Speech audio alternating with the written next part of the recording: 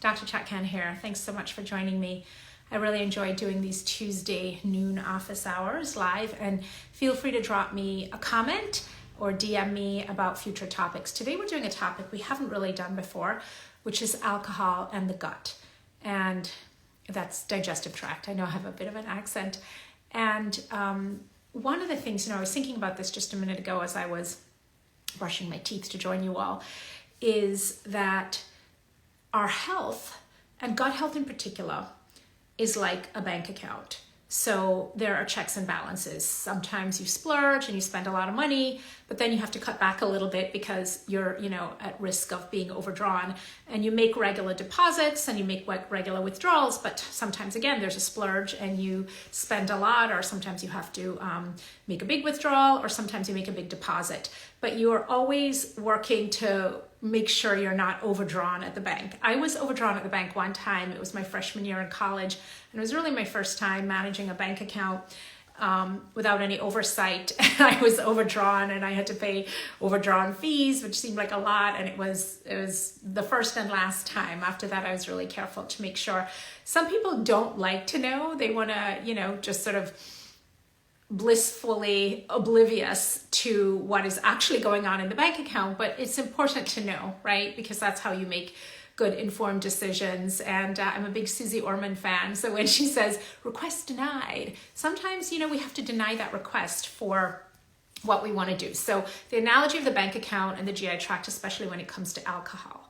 So the first thing I want to say is that alcohol is a known carcinogen. It is classified by the World Health Organization as a class 1 carcinogen. So that's the same category as tobacco smoke and asbestos. So let me just be clear, there is no doubt that alcohol is toxic. It's metabolized through the liver and through individual cells to a compound called acetaldehyde, which, as you might guess, based on what it sounds like, is a first cousin of formaldehyde, and it's toxic to the cells. That being said, there are other things that are carcinogens that we expose ourselves to. The sun is a carcinogen of a type. It can facilitate chemical reactions in the skin and elsewhere in our body that are carcinogenic. And we still go out in the sun. But we take precautions. We might wear a hat or sunscreen or limit the time in the sun. But there are other known carcinogens too. So just because something is a carcinogen doesn't mean you never, ever, ever do it. But it's really important for you to evaluate your personal risk. And so this is a question I have to answer with patients all the time. When people come in and they want to know, can they drink alcohol? Should they drink alcohol? How much alcohol is okay to drink? And so answering that question really depends on what the background noise is. So if you are somebody with an autoimmune disease, a lot of my patients have Crohn's disease or ulcerative colitis. And so if you have a very inflamed gut and you are trying to heal that, this is not the time to introduce a known carcinogen. It doesn't mean that that person later on, when their disease is in remission, may not be able to tolerate it. They may be able to tolerate it very well. And, we would have some discussion about how much is okay in terms of their particular disease. But so the first point I want to make is that if you are dealing with an active GI infection, if you are dealing with GI inflammation, whether it's an autoimmune disease like Crohn's and ulcerative colitis, whether it is gastritis, another type of colitis, diverticulitis, if you have bacterial overgrowth, if your gut lining is damaged and you're dealing with increased intestinal permeability, sometimes known as leaky gut, any sort of GI issue, if you have acid reflux, and we'll talk about how alcohol can play into that, those are conditions where you should really consider taking a break from alcohol, okay? Because it is going to make it harder to heal that condition if you are actively drinking. So let's talk about the effect that alcohol has on the gut. When I talk about the gut, the digestive tract, I'm talking about from the mouth to the anus. My daughter, when she was little, and I was writing the first book about 10 years ago, she proposed the title, In the Gut and Out the Butt. And I came up with Gut Bliss instead, but In the Gut and Out the Butt is a pretty good title. I think actually she was like 7 at the time, so I was pretty impressed. So let's talk about from in the gut and out the butt, the effects of alcohol. Alcohol, when you ingest it, is in the mouth and the oropharynx, and it is absorbed and gets into the saliva. And in fact, in the first about 30 minutes after you drink alcohol, alcohol levels in saliva are equivalent to or higher than alcohol levels in the blood. And so what does this mean? It means the alcohol and the acetaldehyde that it's metabolized to, that the oral mucosa, the lining of the mouth, the oropharynx, so sort of the throat, are exposed to really high levels of alcohol for quite a while. That can last for a little bit. And that's why somewhere around 30% of oropharyngeal cancers of the mouth and throat, are attributable to alcohol because of those high levels of alcohol in the saliva. So it's important for you to know that. Second thing is, after the mouth goes down the esophagus. The cells lining the esophagus are squamous cells, and they're quite fragile. They're not like the columnar cells in the stomach that are used to seeing a lot of acid and more robust. And alcohol, again, can have a direct effect on the squamous cells and cause esophageal cancer and esophageal damage that way. But you can also get secondary damage in the esophagus because alcohol can open up that lower esophageal sphincter, that valve between the esophagus and the stomach that's supposed to shut tight after you eat. Alcohol can open that up and allow the contents of digestion, well, not digested yet, allow the food, the contents of what you've just eaten, including acid, to come up into the esophagus, and that's damaging to those squamous cells. So for esophageal problems, and in this particular case I'm talking about cancer, it's direct effect on the squamous cells lining the esophagus, and its secondary effect through reflux. So we can see cancer, but we can also see inflammation. Acid reflux causes a lot of inflammation of those squamous cells and sort of denudation of the lining. It can damage the lining. So that's the esophagus. The stomach, the alcohol has the longest contact with the stomach, and unlike other nutrients that are stored in the stomach and churned up into small particles and then primarily digested in the small intestine, alcohol is handled differently from other nutrients. And let's be clear, it's not really a nutrient, because alcohol can be directly absorbed through the stomach lining. What does that mean? You can see high levels of alcohol in the blood really quickly because of that direct absorption. It does need to go through the small intestine. It is also absorbed in the small intestine, but absorbed directly through the stomach. And that's why we see, particularly in young people who are binge drinking on an empty stomach, that rapid absorption of alcohol and very high blood alcohol levels, and sometimes, tragically fatally high blood alcohol levels. So keep that in mind. Again, young people are often trying to, get buzzed really fast. So they want to drink on an empty stomach. But if you are trying to mitigate the effects of alcohol, definitely, even if you're just eating an apple, good to be drinking alcohol after you're eating, or I should say better to be drinking after you're eating than on an empty stomach. So what else happens in the stomach? The alcohol gets directly absorbed into the bloodstream, but the alcohol also can have a damaging and irritant effect on the mucus layer of the stomach. So remember, you have these cells in the stomach secreting hydrochloric acid. And hydrochloric acid is a pretty caustic substance. So how does the stomach lining protect itself? It protects itself through the secretion of mucus, a thick mucus layer by cells called goblet cells. This stuff is amazing, isn't it? We're very well designed, especially the GI tract. We're like a very efficient driving machine. So you have these mucus cells, but the alcohol comes along and it basically just, erodes right through that mucus layer. And so when I do endoscopy on somebody who has been drinking a lot, and double this effect if they're also a smoker, because those things are synergistic for the oropharyngeal cancers and the cancer everywhere else. When I look at the stomach, it looks beat up. I can pretty much tell if somebody's a heavy drinker doing endoscopy, even if they haven't had alcohol in the 24 hours before the procedure, which I hope they haven't. I can tell because the stomach looks beat up. You see that the mucus layer is thinner and the stomach has all these little red dots. It looks irritated. We will sometimes call that gastritis. Anything itis is inflammation of. So gastritis is inflammation of the gastrum, which is the stomach. So again, we can see a lot of damage to the stomach lining because it erodes through that mucus layer, okay? Then it gets into the small intestine, can get directly absorbed through, but when it gets into the bloodstream, it can secondarily then affect the liver. So we know that the liver is our main organ of detoxification, and pretty much, most drugs are metabolized through the liver, some through the kidneys.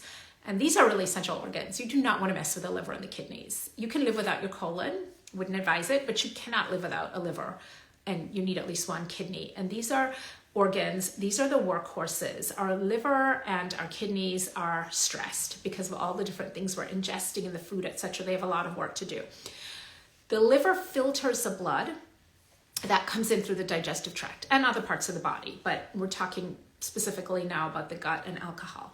So the liver filters that blood, and in filtering that blood and removing toxins, it's also, seeing a lot of alcohol and acetaldehyde. And acetaldehyde is like a poison. Remember, it's like formaldehyde. There's nothing good about acetaldehyde. And so it is very toxic to those cells in the liver. And what acetaldehyde can do, and alcohol itself, even before metabolism to acetaldehyde, is that it can inhibit DNA repair. Well, what does that mean? When cells are dividing, just like viruses replicate, cells divide, the genetic material has to divide also. And so it has to be reproduced in a consistent and accurate manner. Sometimes it's cell division and that reproduction, the DNA, the genetic code gets damaged, and now the cell starts to reproduce somewhat haphazardly, and that eventually turns into a tumor. And so alcohol impedes the ability of the cell to repair the DNA and make sure that it's reproducing as it should and not in a malignant way. And that's why alcohol is a risk factor for so many different cancers, for virtually, almost every malignancy in the body, because of that inhibition of DNA repair. So this is how, for the liver, we're talking about your workhorse organ of detoxification, and you're really stressing it with the alcohol. And then in the large intestine, sometimes called the large bowel or the colon. So large intestine, large bowel, colon, we're all talking about the same thing. Small intestine, small bowel, same thing. And of course, the small intestine has three parts: duodenum, jejunum, and ileum. Colon just has the colon, although if we were to be technical, we would talk about the ascending colon on the right. Well, we talk about the deepest part of the colon called the cecum, which attaches to the small intestine, then the ascending colon coming up on the right side, the transverse colon going across, the descending colon going down, the sigmoid colon, the rectum, and the anus. But those are all parts of the colon, just the different sort of anatomical areas. So in the colon can get exposed to alcohol again through the bloodstream. Because remember, now the alcohol has been absorbed. And there's a really startling statistic in my neck of the woods in colon cancer. We're seeing this astronomical rise in colon cancer in young people, and there are a lot of different factors. I think the ultra-processed foods is definitely one. We've had a lot of data on that. And again, I'm never trying to scare people, just trying to give you some information and guide you through that. I don't expect you to never make a withdrawal from the bank, but just trying to make sure that your checks and balances, that your withdrawals and your deposits match up so you don't end up overdrawn in your gut health bank. And so this study from earlier this year showed that people who drink moderately, and this was a generous study because it defined moderate drinking as up to 4 drinks a day. I think a lot of people would define, in a lot of other studies, moderate drinking is considered up to 2 to 3 drinks a day. But in this study, drinking up to 4 drinks a day increased your risk for colon cancer by about 21%. But heavy drinkers, who they defined as more than 4 drinks a day, it was a 52% increase. So what they're saying is that, a significant proportion of these colon cancer diagnoses are a result of heavy drinking. And when you look at that study that I posted about last night, the study from JAMA, Journal of the American Medical Association, and that study was from November 18th, so hot off the press, they estimated 1 in 8 deaths in the US is due to excessive alcohol use. And this was a big epidemiological study. The number was about 15% for men and about 9.4% for women. So it averaged out to about 12 point something percent, 1 in 8 overall, but it's higher in men than women. And the interesting thing is that study, those numbers from 2015 to 2019.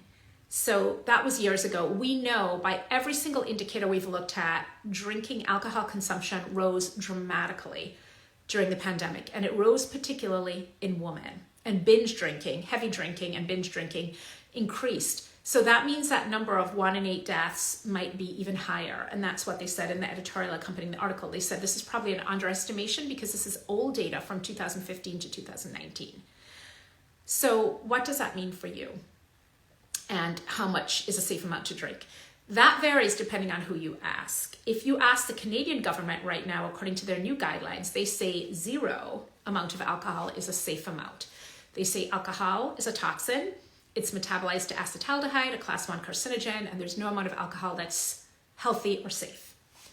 That being said, for you may be able to tolerate a certain amount of alcohol. In the UK, the guidelines have changed, and in the US, generally, and it depends on which authorizing body is making the recommendation, but generally what we have said, and a lot of this is based on a UK study where they looked at the risk of reproductive cancers in women and reproductive ovarian, uterine, etc., as well as breast. And they found that 1 or more alcoholic drinks per day, so 1 or more, so it means you have to stay less than 6 a week, was associated with almost a double risk of a lot of these cancers. And that's just cancer. There are obviously other health risks, inflammation, autoimmune disease, etc., that alcohol can contribute to through the damage to the gut.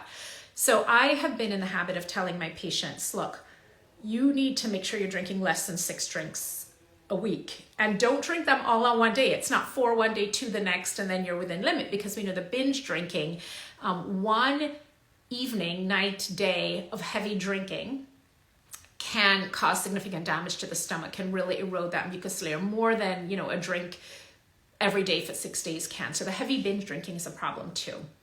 So I've been in the habit of telling my patients, make sure, I want you to keep count, again, you checks and balances, you got to make sure you're not overdrawn, and make sure when you get to 6 for the week, you have to stop. But, in light of a lot of the recent data, and because a lot of the patients who I treat have serious autoimmune diseases like Crohn's or ulcerative colitis, or they're dealing with bad reflux or small intestinal bacterial overgrowth or dysbiosis or reflux, there are few people I'm seeing as a gastroenterologist who don't have GI issues. I'm not a functional medicine doctor. I don't see people for general medical problems. So if you're coming to see me, it's because you have a GI problem.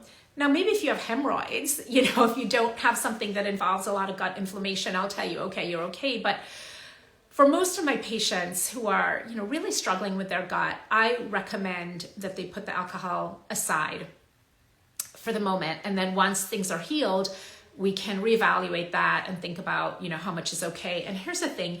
I don't know who out there on this IG Live are familiar with Annie Grace, but I just want to give a shout out to this person, Annie Grace. She wrote a book about alcohol dependency several years ago called This Naked Mind. And she actually did a guest blog for us on Gut Bliss. If you go to gutbliss.com, or you can find the blog on robinchutkan.com, and you look up alcohol, you'll find Annie Grace's guest blog.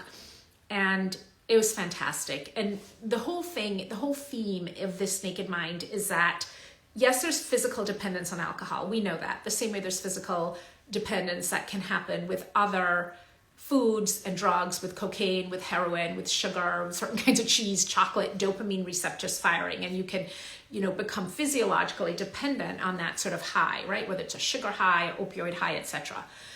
But we know that people can get over that physiological dependency usually within a few weeks, depending on how long you've been drinking and how much you've been drinking for.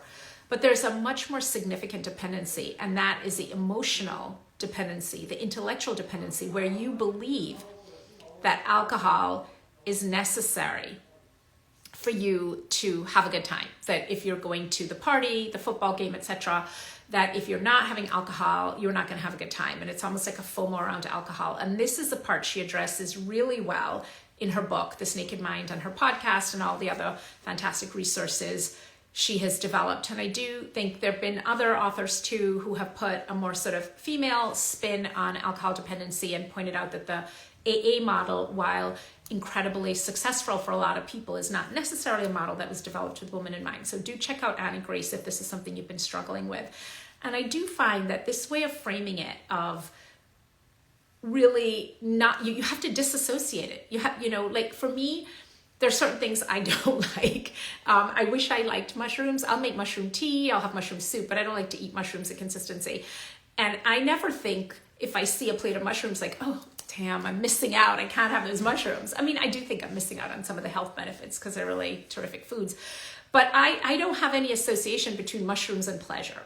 Okay? So again, if you dissociate that, if you sort of decide alcohol does not equal pleasure, then instead of white knuckling it through every decision where you have to decide whether to drink alcohol or not, now you just sort of like, it's like mushrooms, like this is easy, like I really don't love this stuff. So she talks about the mental aspect of that. And for me, fortunately, I have some positive associations, like exercise equal pleasure for me. I love to exercise. I feel excited. I'm excited about my yoga class at Down Dog Yoga this evening. So that's an easy association. So making these positive and negative associations, which is something we make up here, and then it affects what's going on in our body, right?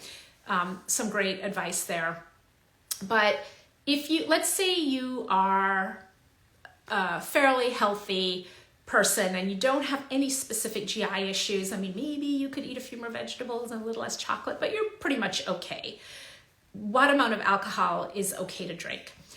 I still think it is that less than 1 drink per day. So 6 or less per week in women, and it's not double in men, it's not 12, it's probably somewhere around 10 or fewer. Of course, this is going to depend a little bit on your body weight. It's kind of like hydration. The rule of thumb is a minimum of half your body weight in pounds in ounces of water. So if you weigh 160 pounds, that would be 80 ounces of water as a minimum. If you weigh 200 pounds, that would be 100 ounces. So your hydration requirement increases with size. A larger person can generally get away with a little more alcohol, not a lot more, a little more. And men in general, being bigger, can get away with a little more alcohol typically. I want to talk about one of the other ways alcohol, and we'll stop in just a few minutes. One of the other ways alcohol damages the gut, that is something that we're literally seeing an epidemic of, and that is something called fatty liver disease. Sometimes it's called alcoholic steatohepatosis, as opposed to NASH, which you might have heard of, NASH, which is non-alcoholic steatohepatosis. Alcohol, when it's metabolized in the liver, can end up causing a lot of fat deposition in the liver. And that's another way it can damage a liver. In addition to the metabolism to acetaldehyde, the first cousin of formaldehyde, which is toxic to the cells throughout your body and in your liver, it also can replace a lot of normal liver tissue with fatty tissue. And that fatty tissue in the liver is basically crowding out the regular hepatocytes, or regular liver cells, and it affects the function of the liver.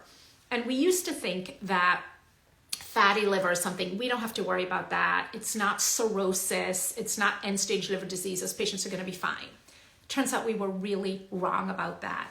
Fatty liver disease can and does progress to cirrhosis and even to end-stage liver failure in certain extreme cases.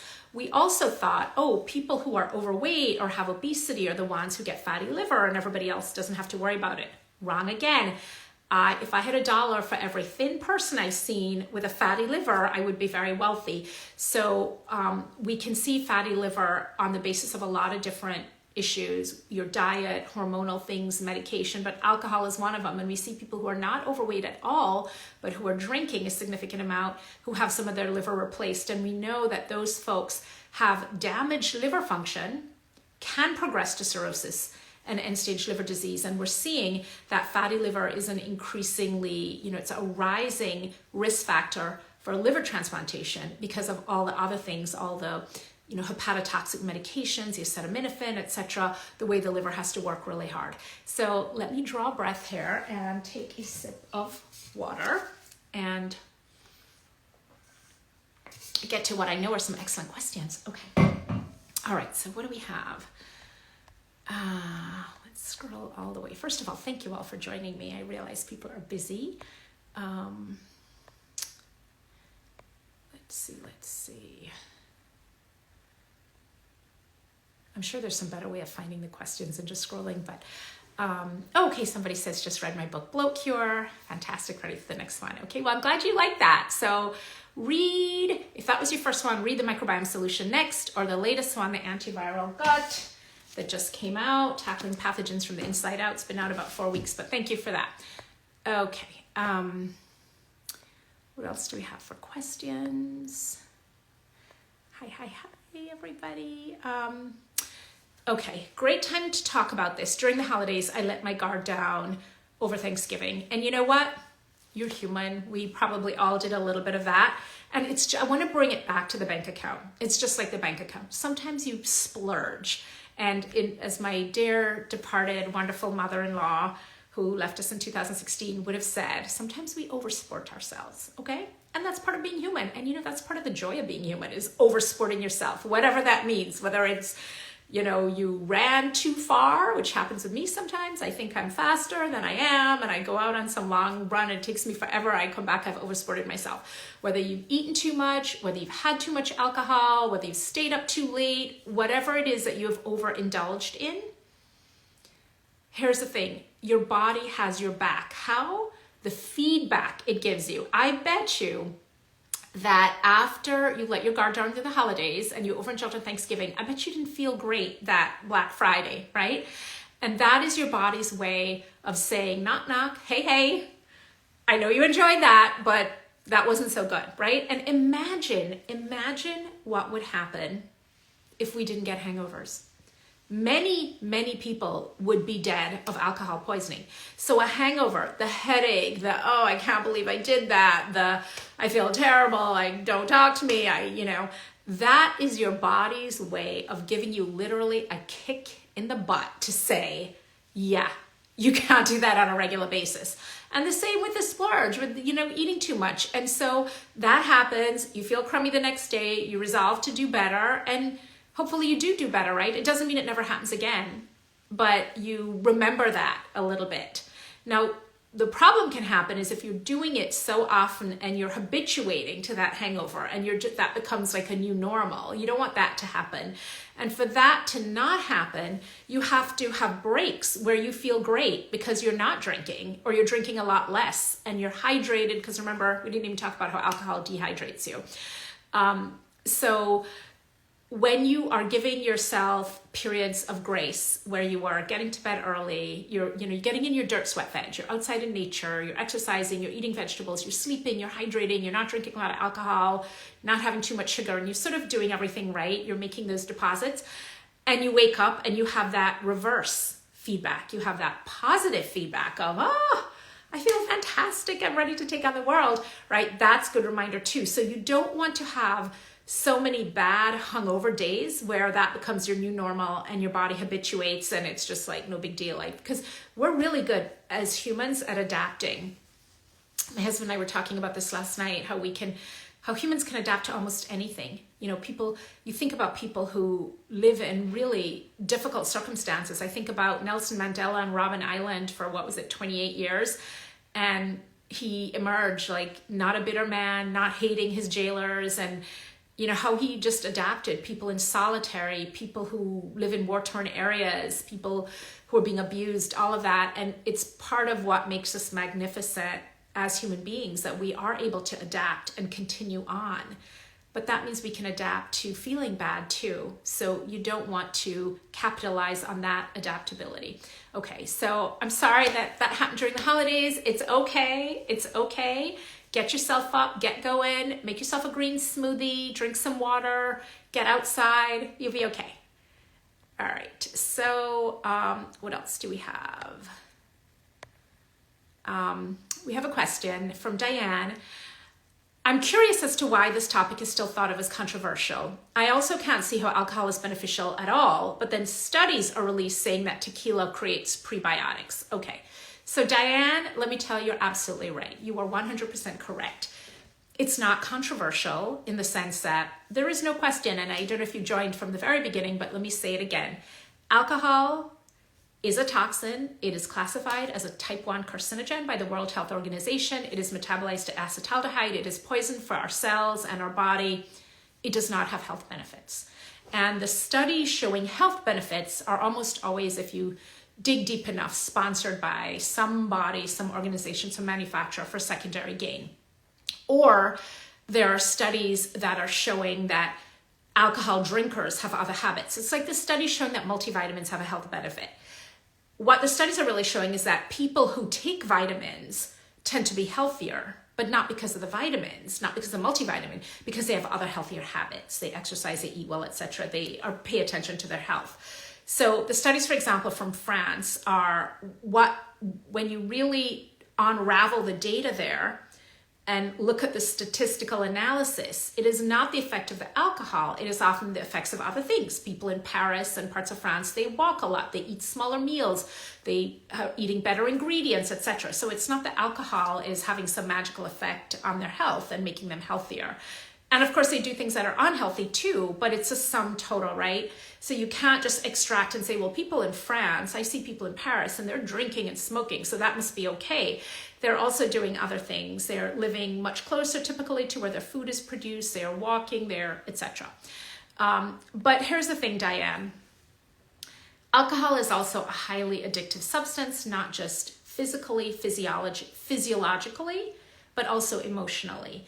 And so people have dependence on alcohol. I know that, at times in my life when I've been stressed, it's just the popping of the champagne cork. I'm like, relaxation in a bottle, right? That association. So we talked about how people have created, and we talked about Annie Grace's excellent work with This Naked Mind, that people have associated alcohol with relaxation, with joy, with pleasure, with stress relief. Now, you may be one of those fortunate people who don't have that association, who have never associated alcohol with pleasure.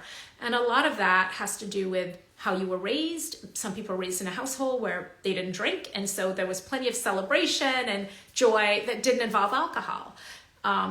In the case of my father, he was raised on a sugarcane plantation by strict Hindu parents. There was no alcohol, really. I mean, I think his father, my grandfather, occasionally drank rum, but there was no regular alcohol. So he doesn't have that association. Same with dessert. They never ate dessert. So he doesn't, he'll eat it if offered to be polite, but he doesn't associate something sweet with pleasure, joy, etc. And he didn't eat enough of it, I think, to get that dopamine triggering that so many people do. So I just want to say again, Diane, you're right. It's not controversial. The studies are, the studies are the studies. And as I say, I could give me a lab mouse and I could prove anything, right? But what we are dealing with is we are dealing with a society where alcohol is the only drug that you have to explain why you're not using it. When you go to a party, nobody is like, why aren't you doing some heroin? Come and do heroin. At least not the parties I go to. But when you go to a party, you're not drinking. Oh, why aren't you drinking? Oh, you're not drinking? What's going on? And a lot of times that is people validating their own drinking and their own overconsumption. And it makes them very nervous when now you are not consuming or under consuming in their mind. Because then it's sort of like a mirror, right? And they're like, maybe I'm drinking too much. So there's all sorts of stuff around that. But I will tell you that 3 of the largest movements in North America and in parts of Europe right now are the Sober Curious movement. So people who are trying to either not drink or drink less. The sort of Veg Curious movement, people who are not necessarily vegan or vegetarian but want to eat less meat. And the sort of Atheism Curious movement, people who are not necessarily ready to completely abandon their religion but are just curious about the role of religion. So, and I really embrace that approach. I don't think it has to be all or none for most people. There are some people where that is all or none is the way to go, either because there's too much physiologic dependency or emotional dependency, or in the case of many of my patients, the gut just can't handle it, right? But just as I approach, meat eating, are there ethical and moral and, environmental reasons we shouldn't be eating animals? 100%. But when somebody comes to me with a gut condition and wants to heal it and says, I want to leave room on my plate for some animal protein, is that possible? Absolutely. So I think the same approach here. Is it possible to be healthy and drink a limited amount of alcohol? For some people it is, but for other people it isn't, either because of their general health or because emotionally there's going to be alcohol creep.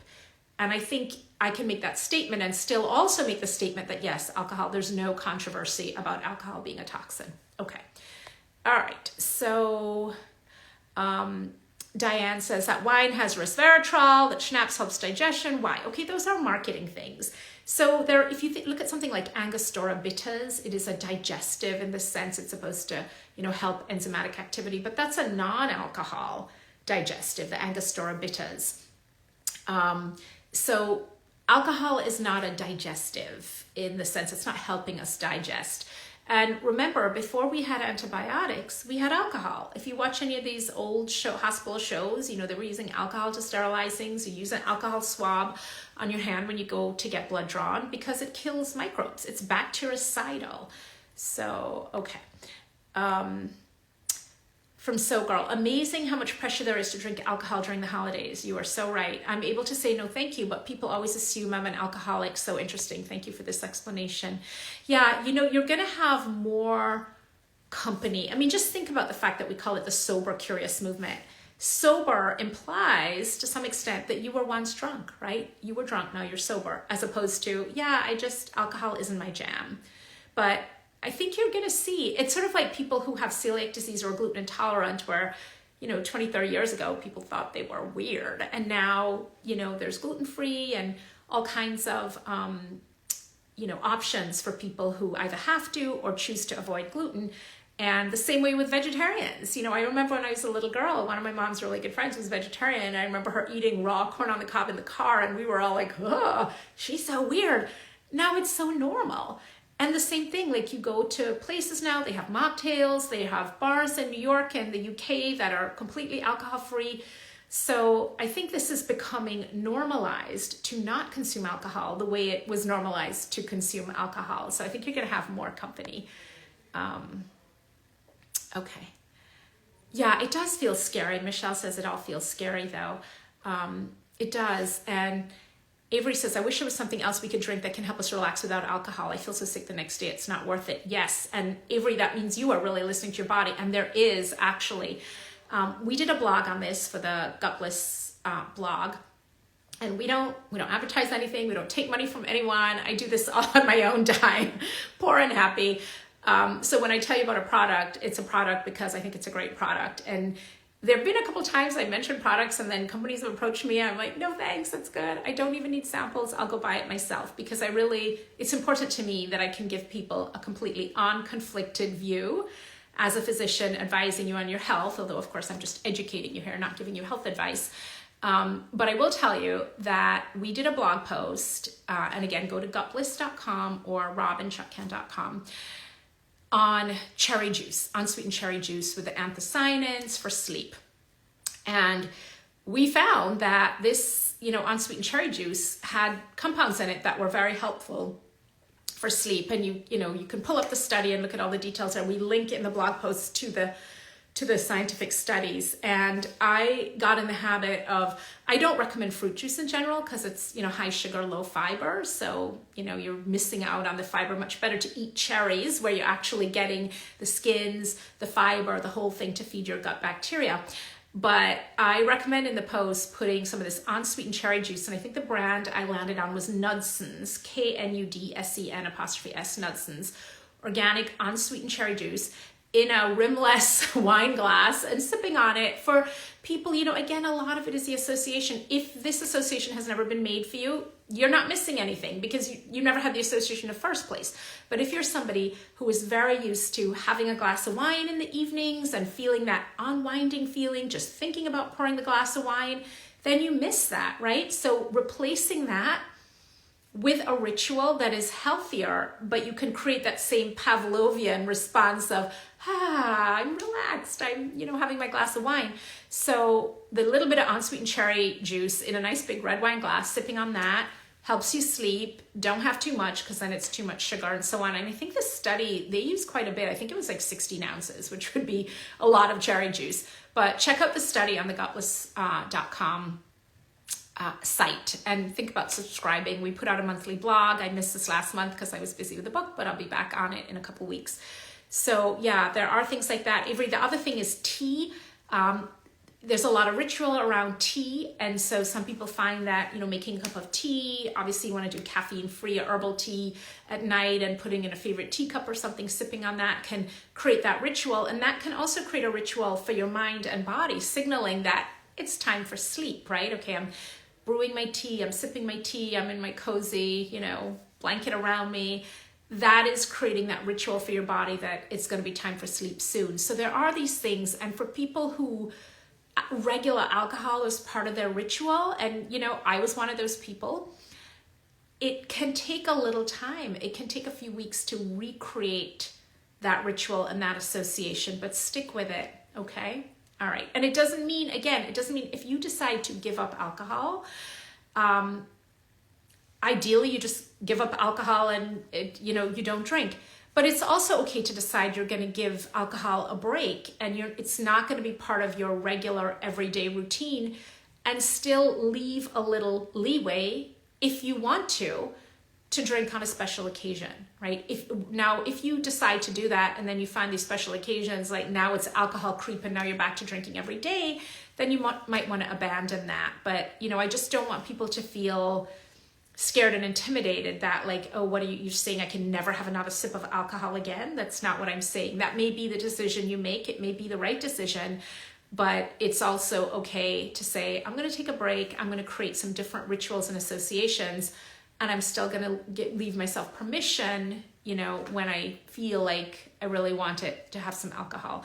But you're so right. The next day, not worth it. For me, I have a strong family history of dementia. I've spoken about this. My mom has Alzheimer's. She's completely healthy. Otherwise, takes no medication, has nothing wrong with her. Her only medical history is a bunionectomy, removal of a bunion when she was 40. She's a lifelong athlete, dancer, tennis player, squash player, bridge player, English professor, lawyer, law professor, just an incredible woman with a strong, strong family history of Alzheimer's, 2 copies of the ApoE4 gene, mother had Alzheimer's, all her maternal aunts had Alzheimer's, her grandmother, and one of her sisters. And so for me, as I assess my risk with 1 copy of the ApoE4 gene, I think about the risk factors that are modifiable. I can't do anything about my genes, and I'm not sure I would want to. You got to take the bad with the good too, right? Actually, I would want to get rid of that ApoE4 gene if I could, let's be clear. But there are a lot of modifiable risks. So, when I'm out in nature doing my slow running or at yoga or all the other things, lifting that feel so good for me, as I get up in the morning, I do Wordle. I'm really bad about it, but I Wordle and spelling bee every day. I'm back and forth texting with my friend Alicia about how many guesses it took us to get Wordle and whether we got genius on spelling bee. And all the other things you do, read books, try and, problem solve, all the other things you do to be intellectually busy, joining you guys and trying to remember all these studies and facts and figures from long ago.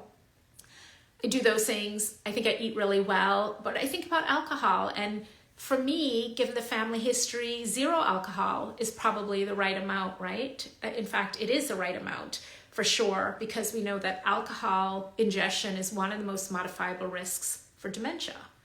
I haven't gotten to 0 alcohol yet, but that's the goal. That's the goal. And I'm very clear that given my family history, if I really am trying to do everything I can to prevent getting Alzheimer's, that's an important thing to do. And this is eyes wide open, right? Sometimes I post things and people, oh, that's scare tactics, or, you're shaming people.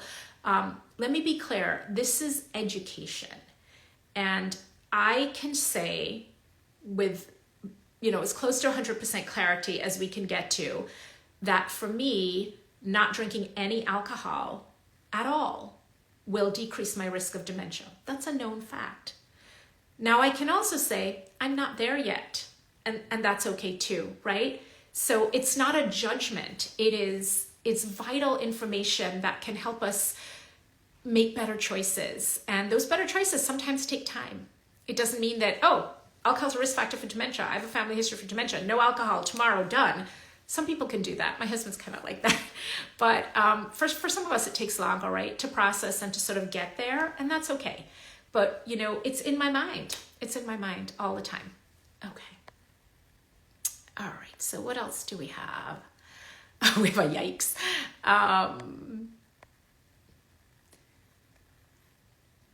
Oh, you're so welcome, Kim Perkins. Kim says, thank you for bringing awareness. These things are not readily known. Kim, I struggle with that sometimes because I look at this stuff and I'm like, oh yeah, everybody knows this. And I usually ask my husband, who's not in medicine, who's in the counterterrorism, counterintelligence, cybersecurity world. And if he's like, no, I didn't really know that, because he's around me all the time yapping about this stuff. So if it still hasn't permeated, then I'll usually think, okay, this is probably something people don't know about. Or sometimes but it's helpful to hear it again, or it's helpful to hear it from an expert who's not trying to sell you anything. Okay. Let's see. Oh, Annie Grace's book, Life Changing. I love giving books as gifts. occasionally my book, but that's a little self-serving. But I really do. If I'm out somewhere at someone's house and I mention a book and they say, oh, that sounds interesting. I mean, it's double-edged. I don't like to give up my books. I want the actual physical book.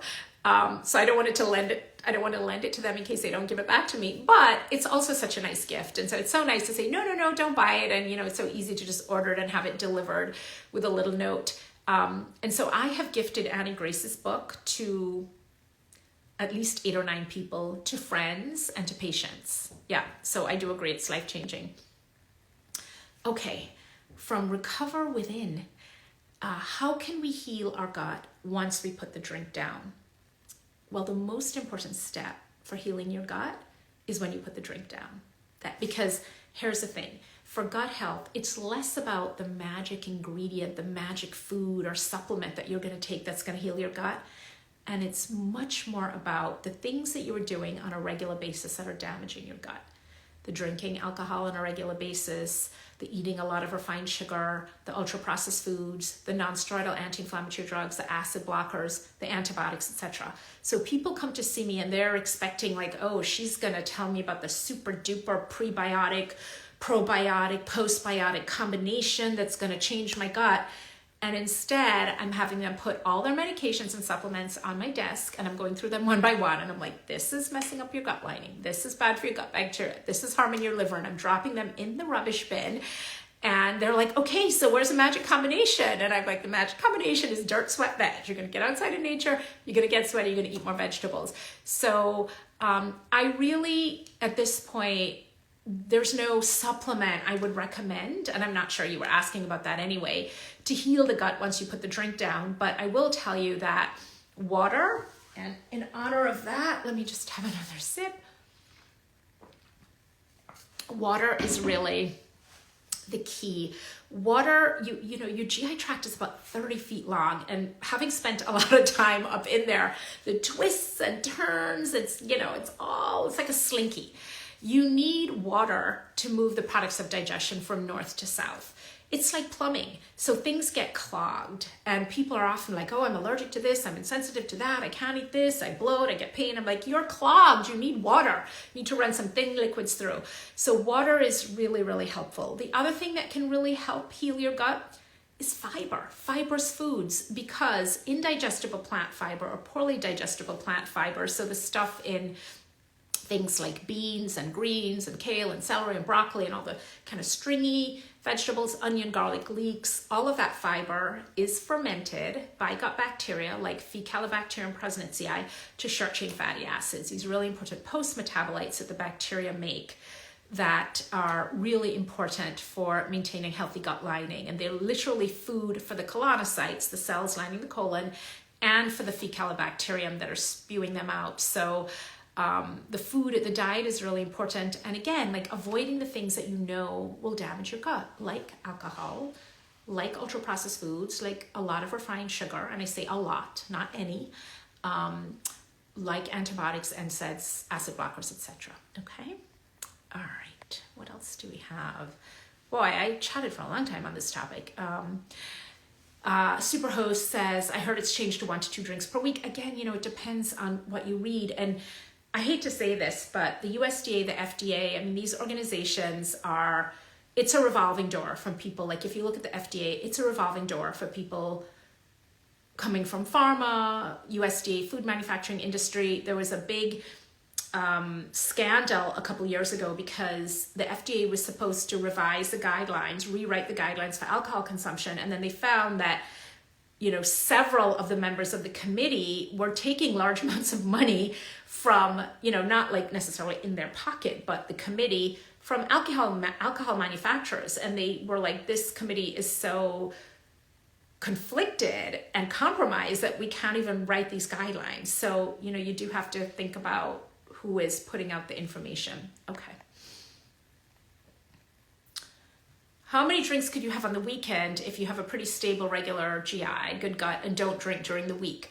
Okay, so, if you think about that number, it's a great question, Emmy, thanks for asking. If you think about that number, I said, 6 or fewer per week, but I also said don't drink a ton one day, right? So I would not go over 2 to 3 max on any one day is a lot because of how that can really affect your gut lining. So I would say max 3 at a time. I'm assuming you're young, you sound healthy, you're not drinking during the week, but remember that binge drinking is, can be tough. So I would say if you're going to drink, or you drink one night, max out at 3, and you will probably be okay. But more importantly than what I tell you, Emmy, is you got to check out how you feel the next day. You have 3 drinks and you feel, like shit the next day, basically. That's 3 too many. So you let how you feel be your guide. One of the things I do if I'm having alcohol is I try and have a lot of water in between just to slow things down. I did that Thanksgiving, a lot of water in between. We were having a little champagne, celebrating some things. And so, at the end of the night, maybe I had 3 drinks, but I have like 7 glasses of water. So I want how you feel to also be your guide, okay? Medical Bit says, thank you for this topic. I just had a patient who said he doesn't drink that much, just 5 to 6 drinks every 3 to 4 days. Yeah. Huberman Lab did a podcast on this too. All this info is much needed. Yeah, so Huberman Lab is for Andrew Huberman. For those of you who don't know him, I believe he's a neuro-ophthalmologist based out of Stanford. Obviously has a fantastic podcast called Huberman Labs, and he goes deep into the science. And I'm so glad you mentioned that, because if you're in the medical field, you probably know that the little secret equation we do is when we ask people how much they drink, we double it. And when we ask them how much they exercise, we half it. So people say, I don't drink that much, 2 or 3 drinks a week. We immediately put that as 4 to 6 in our mind, not in the medical record. And we say, how often do you exercise? They say, 6 days a week. We're like, okay, that's 3. Because we all do that. We tend to overemphasize the things we do that are perceived as healthy and underemphasize the things we do that are unhealthy. So you're so right about that. People, there've been multiple medical studies done on this, that people underreport drinking, alcohol consumption, and overreport exercise. And, you made me think of another episode. I had a young woman. I see a lot of Georgetown college students, and I had a young woman, this is several years ago, and I asked her what I always ask patients. I say, how many drinks, alcoholic beverages do you usually have in a week? And she said, not a lot, 4 or 5. And so I said, a week? And then she was like, no, I'm sorry, I thought you meant a day. And I said, well, how many days are you drinking? And then she said, just the weekends. And I was like, Friday, Saturday? She was like, no, like Wednesday to Sunday. So Wednesday, Thursday, Friday, Saturday, Sunday, 5 days a week, she was having 4 to 5 drinks. But that wasn't a lot for her, in sort of the college environment she was in. So I'm glad I classified with her, not per week. This is what she was having per day. Yeah, so it was a really helpful comment. Okay, Joe wants to know, does taking psyllium husk prior to drinking offer any protection considering the coating properties it has? It doesn't, Joe. Psyllium husk primarily works in the colon. So it is a form of fiber, mixture of soluble and insoluble, made from a plant called Plantago vato. I'm a big fan of psyllium husk because it's like a broom that can help to sweep out debris in your colon. And by debris, I mean mostly stool that's not coming out, right? And for people with diverticulosis or slow motility, constipation, whatever, psyllium husk can be fantastic. But it doesn't coat your stomach. It passes through to protect your stomach, the mucus lining. So unfortunately, that is not something to protect your stomach. But psyllium husk is great if you're a little irregular anyway. So good to do. Good thought. Would love to see autoimmune atrophic gastritis and NETs discussed next office hours. I will definitely add to that to the list. Thank you so much, Medical Bits. Will the gut heal after giving up alcohol? Absolutely. Kim, what is less clear is whether the liver will heal. Because when you get some of the liver replaced with fat, sometimes those liver cells don't come back. So if you've been drinking excessively, if someone has been drinking excessively for a long time and they have a lot of fatty liver, or they have alcohol cirrhosis and nodularity and scarring of the liver, that's not always reversible. Although I will tell you, I recently reunited via email with somebody I'd gone to college with a long time ago. We were really close back in college and through the years, and we lost touch, and she was living out of the country. And I remember that the last time I had spent time with her, her mother was really sick from cirrhosis of the liver from alcohol. And her mother had been drinking excessively, and her mother was already at the time, fairly old. And she was hospitalized. She had ascites, big belly full of fluid, really kind of end-stage liver disease. And she mentioned in the follow-up that her mother was doing great. How long her mother had been, well over a decade, probably a couple decades since her mother had had any alcohol, and she was doing great and still active in her 80s, late 80s, and teaching and doing different things. So I remember very clearly when her mom had been very sick from alcoholic liver disease, and I thought her mom was going to die. And here she is, like more than 20 years later. So, and again, she had liver disease. So even though we will say cirrhosis, nodularity, scarring of the liver is not always or even usually reversible, the liver can regenerate, and also you may still have enough liver function to avoid a liver transplant or end-stage liver disease. So yeah, body's amazing what it can do. Can overgrowth of yeast cause extra bloating from alcohol? Yes, it can. And alcohol itself is very bloating. Alcohol can affect, I didn't mention some of the additional gut effects, but alcohol, particularly heavy drinking, can slow down gut motility. It can particularly affect the emptying of the stomach, causing something called gastroparesis, which technically means paralysis of the stomach. The stomach's not paralyzed, but it's slowed down significantly. And that will predispose you to acid reflux, and it will also predispose you to bloating, etc. So if you already have sort of dysbiosis and overgrowth of yeast or other bacteria and underrepresentation of some of the healthy species, alcohol on top of that can definitely make you feel worse. From Charlie, which book do you recommend first if I have not read any yet? I would say, I always have them nearby. I would say start with Gut Bliss, because Gut Bliss is sort of the everything you need to know, right? And I'll just give you a little example with the table of contents. Digestion, part 1 is Digestion 101. What's happening in there, chapter 1. Number 2, the voluptuous venous colon. Chapter 3, traffic jams on the GI superhighway. That's about getting regular. And then chapter 4, getting regular. And then part 2 is what's gone wrong in your gut. Could it be the air you swallow and the gas you pass? So that's something called aerophagia, air swallowing, and then gas. We know what that is. Chapter 6 is trouble in the microbiome, question mark. 7, uninvited guests. That's about parasites. 8, what's happening with your hormones. 9, was it good for you? Sex and the bloat. And men need to read that too. Chapter 10, belly fat or bloated. Number 11, could it be celiac, etc. So I go on to inflammation, IBS, leaky gut, yeast overgrowth, diverticulosis, gallbladder issues, serious bloating, when bloating can be a sign of more serious things like cancer, etc. And then, of course, on the path to Gut Bliss. So I'd recommend you start with this one, Charlie. If you're specifically interested in the microbiome, then the microbiome solution, the second one, took a lot of work to get my hair like that. That would be my recommendation. And of course, I am in love with this one, the latest one, the antiviral gut from 4 weeks ago, tackling pathogens from the inside out. This is a quickie, the bloat cure. This is just 101 natural solutions for real and lasting relief from bloating. Each page is basically a different thing that can bloat you. So there you have it. Thanks for asking.